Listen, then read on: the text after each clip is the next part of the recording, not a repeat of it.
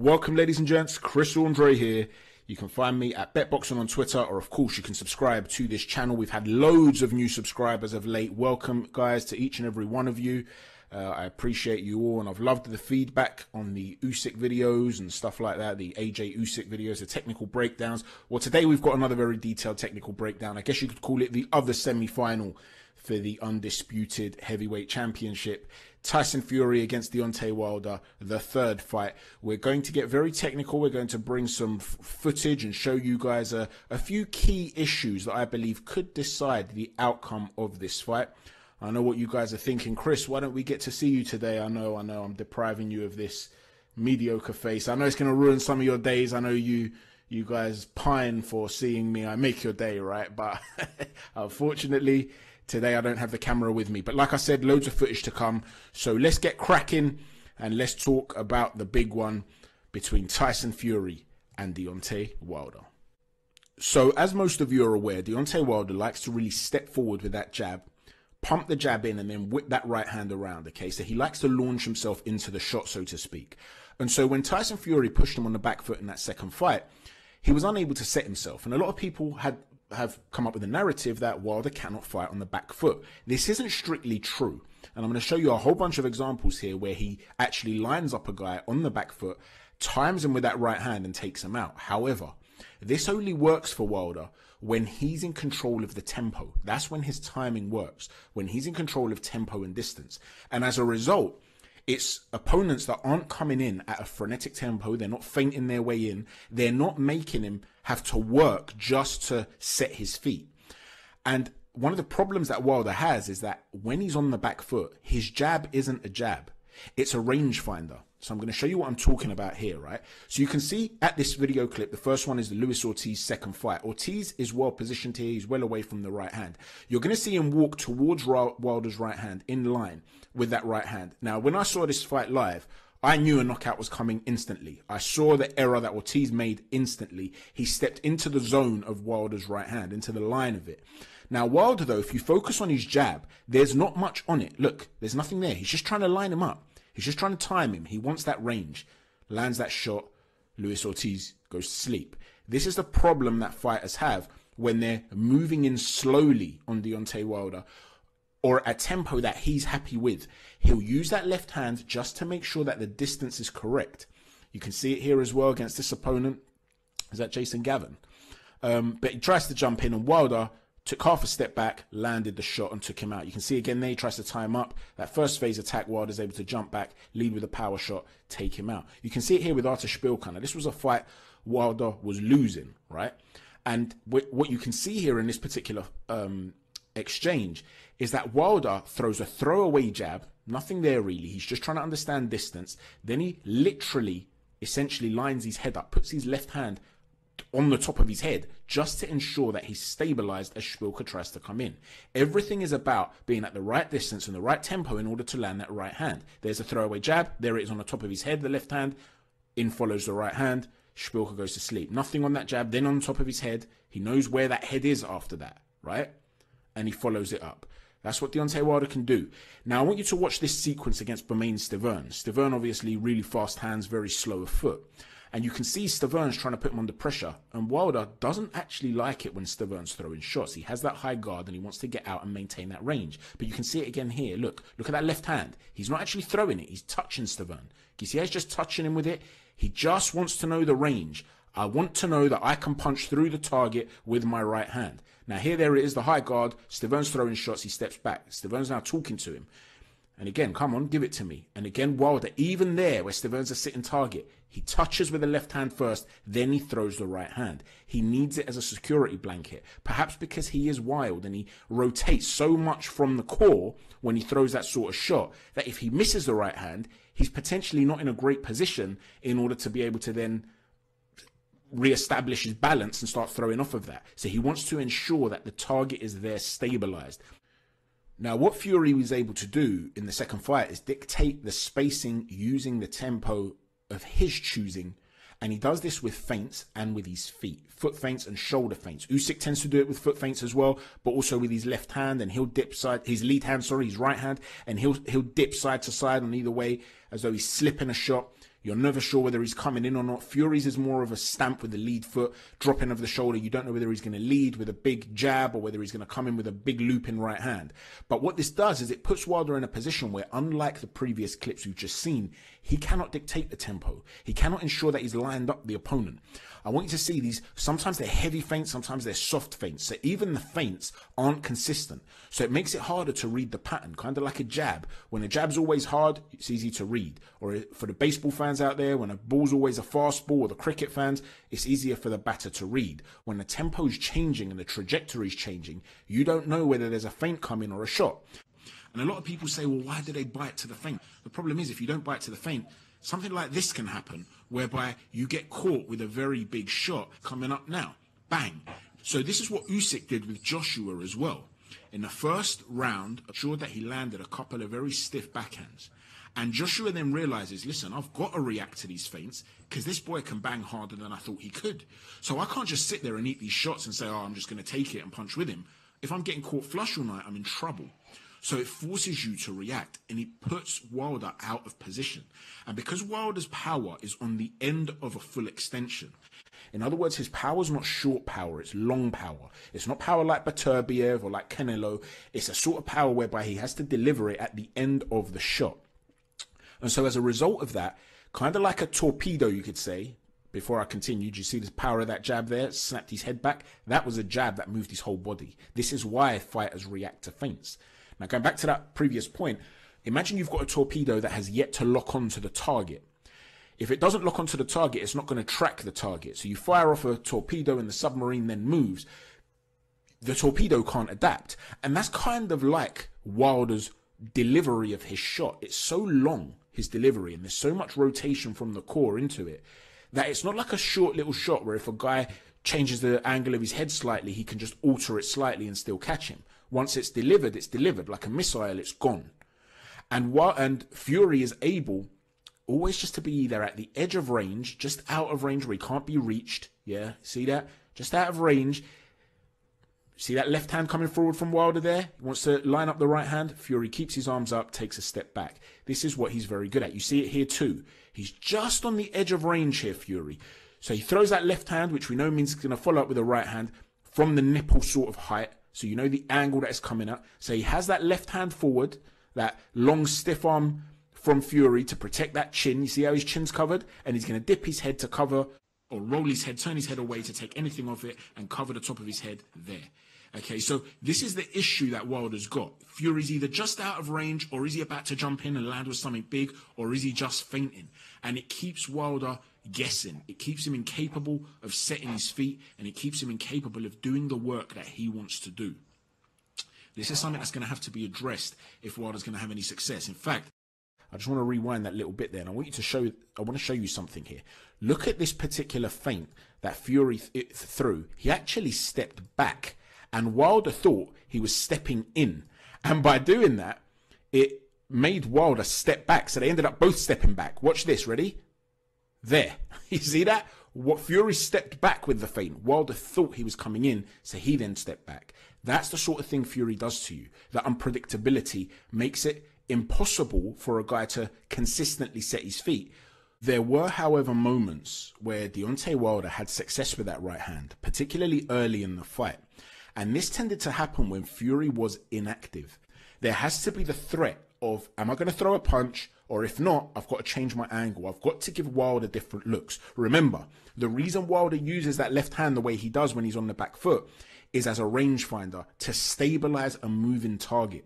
So the more movement you give him, the more different looks. When you're changing your height dynamic, you're coming in at different angles around him. That constant movement makes the target unstable. Wilder doesn't like that. When Fury provided him with a stable target, Wilder was able to find a home for the right hand. And I'm going to show you that in a moment. Early in this fight, the right hands either found a home or were clipping Fury. And if they land flush because you're taking too many risks too early on, don't for 1 minute think Wilder doesn't have the chance to knock Fury out. Fury was practically out cold for a few seconds in the first fight. If he gets up half a second later, he loses that fight. So this is by no means some sort of foregone conclusion. There is certainly a method that Tyson Fury gets knocked spark out in this fight if he doesn't get his tactics correct. Tyson Fury has fantastic reaction times. Andre Ward did a little documentary, a little piece for HBO a couple of years ago when these two were going to fight. And what they established is that Tyson Fury has the reaction times that are on a par with Muhammad Ali, which is actually quite exceptional. He was talking particularly when taking a back step, okay? He was talking about reacting to the punch of an opponent. He was on a par with Muhammad Ali. Now, when you consider that he's 6'9" rather than 6'3" or 6'4" like Ali was, and weighs what he weighs, that's quite incredible. Now, when you consider that he's got the reach advantage that he has over most guys, the height and reach advantage, when you're on the outside and you're then trying to get to him, if he's active and he's on the move and he's herky-jerky and he's expecting you to attack, he will step back with his narrow stance so quickly that it makes it so hard for you to find a home for that target, right? However, if they have this level of overconfidence, and if you go and check out some of Tyson Fury's recent interviews, they should be worrying to you as a Fury fan, in my humble opinion. He's talking about Wilder like Wilder's a bum. I'm just going to walk over there, first 3 rounds, nothing to think about, bash him up. He's getting taken out faster than he did in the first fight. Nothing to worry about, nothing to think about.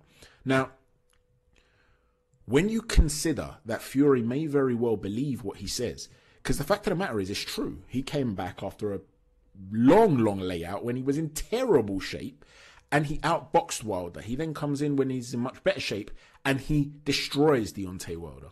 In his mind, he might be thinking, this is so easy, that what can happen is that you're not nervous. Now, when you're not nervous at all, you are essentially not primed for fight or flight. When you are primed for fight or flight, essentially the sympathetic branch of the nervous system activates. And that's exactly what it does. It prepares you for either fighting or running away. So your adrenaline is pumping. When your adrenaline is not present at any meaningful amount, you are going to react ever so slightly slower. And I want you to see what happens when he's not reacting and he's just inactive. You see that he was just standing in front of him after a break. He didn't have that thing. Look again. He's just standing in that little area. And again, the right hand lands just in that little area. He does that thing as well where he rubs his face. You can see it there. Just rewind that for a moment. You can see it again. There it is. He rubs his nose. It's a little tell, a little reset that he has, as Ben Davison calls these sorts of things. And another one again there, right? He's just in line. He's in range now for that right hand. He's not far out, and he's not showing much movement, is he? Gets caught with that right hand too. This is an area where Tyson Fury is going to have to be on his game early on. Now there, it showed some great defensive astuteness. Because what happens here, he understands again, here the range is correct. I included this because I want to show you that the right hand is always launched from the nipple area from Deontay Wilder. And what Fury's very good at doing is putting that arm up there at that angle, which cuts off the angle for the right hand. You see how he does that? He's very good at doing this as he moves backwards, Tyson Fury. Again, though, that is obviously hand positioning. That's not just about reaction time, but there's still a step back to ensure that that distance is maintained. You see that? He has to be able to maintain that distance with reaction times. If he's too comfortable, that might not look good for him. And again, back to the clip we showed before, the reaction times are vital there. So he can't be in a situation where he becomes lazy. And again there, what happens is when his reaction times are on point, you can see he knows. There's the left hand that we've spoken about. He catches it. Just like he would catch a ball, right? Catches it. He knows that right hand's coming from that trajectory. So he knows he's got to get low, below a certain angle, and over the head it goes. And if you watch the rest of this clip, we're going to touch upon this later on about the mauling that Fury does. Now, one of the areas that Deontay Wilder has been working on with Malik Scott, according to the videos they have put out. Don't for 1 minute assume that they haven't worked on a whole bunch of other stuff that they've not put out to the public. Additionally, it might be possible that they have put this stuff out there as misdirection to make Fury think he's going to come up with one specific game plan, but then actually he's been working on something else. Well, one of the things that it's been shown that he potentially has been working on is rolling underhooks and undershots and fighting on the inside by targeting the body. Now, whilst I agree that Deontay Wilder should be targeting the body, particularly with that right hand, we've spoken already about the trajectory that he throws it at, always towards the head. Vary it up. Make Fury forget that you're throwing that right hand to the head. You know, throw it to the solar plexus, throw it to the chest, just below the chin. he might duck into it. And if he doesn't, and it just hits him on the chest, it at least stops him from then being able to jump on you if you fall short, right? So do that, and then at some stage look to surprise him with a right hand to the head. But yes, I agree with targeting the body. The problem he has, though, is that he's literally having quite a wide stance, rolling under hooks and then throwing double hooks left and right. And Malik Scott said that one of the ways that they're going to keep Fury off is by giving him extreme violence every time he tries to come close. Well, the problem that Deontay Wilder is going to find, in my humble opinion, if they take this approach, is that he's going to realize that his construct is going to be broken quickly. What happens with Fury, when he attacks you from outside, his momentum will carry him in. And what happens, because he's a big, heavy guy, he will bump you, he'll knock into your body, and he'll knock you off balance or break your construct, right? And when you're off balance, you're not in a position where you're able to do what you want to do. You can only roll under a shot and throw hooks to the body, double hooks to the body, if you have your balance there, if you have your feet beneath you. So the fact of the matter is, Deontay Wilder's going to have this problem. What I want you to see is that Fury's momentum, when he's closing the closing the range, breaks the construct of Wilder consistently. So there you see the first one where he's tied him up. There again, look at that head control as he's doing it. How would Wilder roll under this shot and stay in that position that he wants to be in to throw double hooks? This is a problem that he has. There's such a vast gap in natural physical strength that he's getting ragdolled in there. And additionally to getting ragdolled, apparently Wilder's coming in even heavier this time. This was the heaviest he'd come in, if I'm not mistaken, in the second fight. He's coming in heavier again. The problem that brings is that the heavier you come in, the more muscle mass you're carrying. Yes, it might make you even more heavy-handed. It might even make you stronger in the clinch, but it will tire you out more too. And you can see here, the gap is so vast in physical strength that I'm not sure whether Malik Scott really is planning this idea of let me bring violence to keep Fury off. I'm not sure violence is the answer. You see, with a lot of the stuff that Fury does, and I'm going to show you this in the next clips, he'll step into shots, often with his hand low, his right hand low, which can leave him susceptible to a left hook, or he'll cross his feet as he did there, square it on to fall in. When he does that, he's very fleet of foot, so he's able to close the range quickly. A guy like Alexander Usyk might potentially be able to take half a step back because he's even fleeter of foot, and then throw a left hand down the pipe. And so Fury would actually be walking into big shots. He would then also fall into Usyk potentially if Usyk hasn't come off the line. Now, by breaking Usyk's construct in that way, he could end up wearing Usyk down as well, right? But he would eat a lot of shots too. Whereas with Wilder, you even saw there in that clip a minute ago, he tried to put the forearm across the face of Tyson Fury there, just to hold him off. Can you see that? It doesn't work. There's such a difference in physicality that he's able to move him. And so, because Wilder can't step back in the way that Usyk can and throw a shot down the pipe, he's getting ragdolled when he's trying to hold his feet. And if he's not trying to hold his feet like we saw earlier in the video, he can't set himself. One of the areas that Tyson Fury could potentially get caught with is a left hook or left shovel hook, as you're about to see here, right? What he'll often do is he'll dip his head to the side and his right hand will be too low when he seeks to close the range. We know he's very, very good on the inside. He can maul a guy, as we've shown you. He's very, very good on the outside, whereby his constant feints and unpredictability and fast feet, hand positioning, it makes him very difficult to either catch clean, and he can hurt you with a thudding jab of his own and work his way inside. But when he tries that transition from outside to inside, when he's in that mid-range area, there are, I guess you could say, technical errors where he doesn't protect himself enough. That's also the case if he's sitting in mid-range and he looks to throw power shots. He can keep his right hand too low, which leaves him open to left hooks and left shovel hooks. You can see it here. Wilder tries to throw it. He misses, but Fury was open to it, okay? And you will see this consistently again and again. Had Wilder slipped on the inside of that jab there was the opening again for that hook to the head.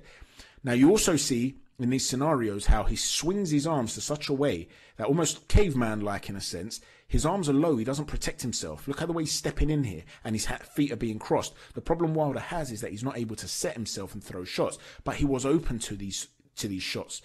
Tyson Fury was. So there is an area there. Look at the lead hand here, the backhand here, the right hand here, how low it is consistently. But Wilder is so focused on having a high guard to protect himself, he's not even thinking of the left hook. Look at that. Look at that right hand, how low it is. Okay, he was never able to set himself or even thinking about it. But it is there for a fighter if he wants it. Again, you see the legs crossed there, how square on he comes just to get inside. He takes a lot of risks, basically, in order to get to that position to maul. Now, he'll only do this when he feels that his opponent has been weakened, okay? But the point is, it can be there at points. You see in this exchange here, Wilder actually lands this time. It's a right hook rather than a left hook, but you can see how that left hand is too low on this occasion, and it will land. Ready? There. So there is a shot that can be landed there for Deontay Wilder. You see it here too. Look how low that right hand is. But Wilder is so focused on being defensive or just surviving at this point that he's not looking to expose it with a left hook to the head. But the shot is potentially there for him. And the last shot of the fight is actually Deontay Wilder left hook, believe it or not. You'll see it in a moment. There. So, here, don't get me wrong, the fight had to be stopped. He looked like he was going to get killed. But the point is, Fury can be open to that shot. The smart money has to be on Tyson Fury. He was the dominant fighter in both fights as far as I'm concerned. And if he's at his best, I believe he will beat Deontay Wilder. The issue that he has is that he could be overconfident or ill-prepared, mentally ill-prepared, that is. And like I said in the Usyk video, mentality is a huge part of the sport. It's a massive weapon. And part of being consistent requires a fantastic mentality. So the absence of that mental strength is actually a weakness. And we've seen that Tyson Fury sometimes struggles to get up for guys he expects to beat. Guys like Cunningham, guys like Varleen. If you are not up for it against Deontay Wilder, you will not have the opportunity to overcome any early deficit that you're in, any slow start that you have, because you'll be out cold on the canvas. So I wouldn't be stunned if Wilder was to catch him early, because Fury tries to be too alpha and come in and try to put it on him too much early in the fight. But ultimately, I believe that the adjustments that Wilder will seek to make aren't going to work, and I expect Tyson Fury to win the fight by stoppage. Let me know what you think, guys. Thanks for watching, everyone. Take care. God bless.